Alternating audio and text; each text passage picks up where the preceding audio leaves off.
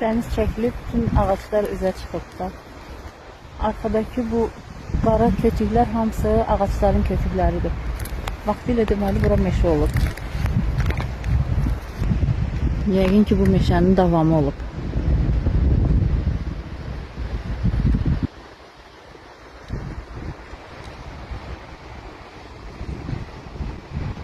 Hamısı ağac kötükləridir.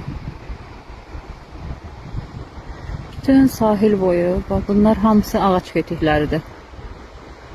Əksəriyyəti də palıd ağaçlarıdır.